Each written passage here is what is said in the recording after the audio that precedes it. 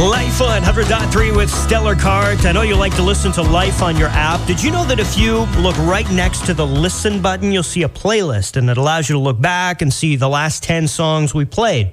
That's perfect, too. Then I can stop hounding you. Well, you're certainly not a bother, but if you do want to call instead, that's okay, too. Oh, perfect. Excellent. Thank you very much. You're welcome.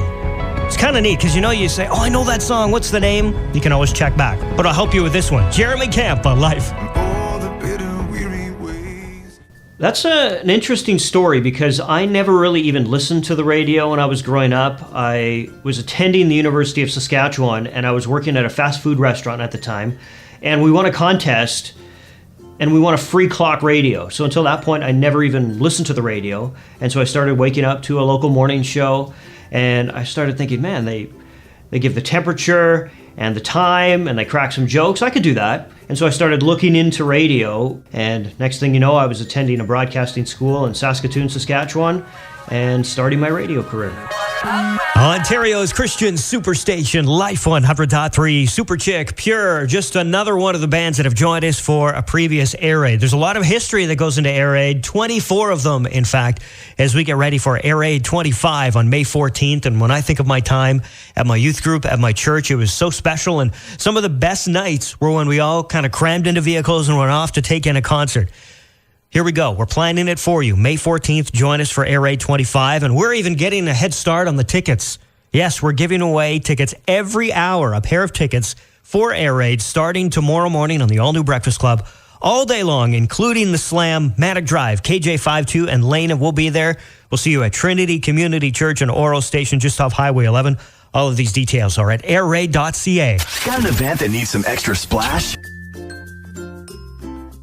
When I started listening to the radio, one of my favorite things to do is to listen for my favorite song. So if somebody is a huge Casting Crowns fan or Chris Tomlin fan, I love to be the one to go, oh my goodness, I love this song, and I get to play it for them. But also I love the idea of, helping people on their drive home. You had a crazy day at work and you're frustrated and you're upset, or you had the most amazing day. And I get to be the one to say, hey, let me pick the music.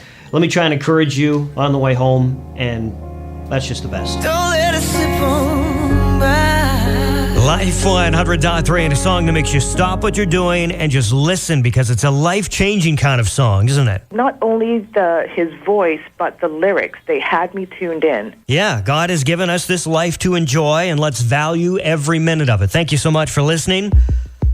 Here's another important one. Lauren Daigle, Trust in You, Life 100.3. Letting go of every single dream. I lay each one down at your...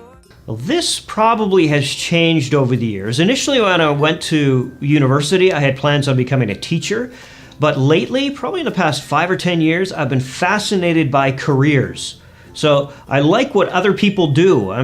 I don't necessarily think I'd like to do their job, but I love learning about jobs, so I think I might be a career coach or something like that. Oh, I think I wanted to teach high school phys ed. What? That's right. Because you can tell I'm an incredible athlete.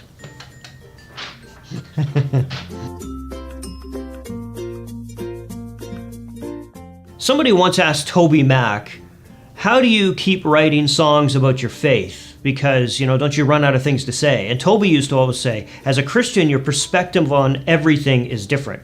So that's kind of the way I see radio. You could be driving down the road and you can see construction, and what does that mean? Or, you could be driving through a storm, or you could be going through some kind of family crisis, and you're always thinking, okay, I bet somebody else could connect with what I'm seeing, what I'm going through right now. And if you just run that through a Christian perspective, then it seems to make sense on the radio.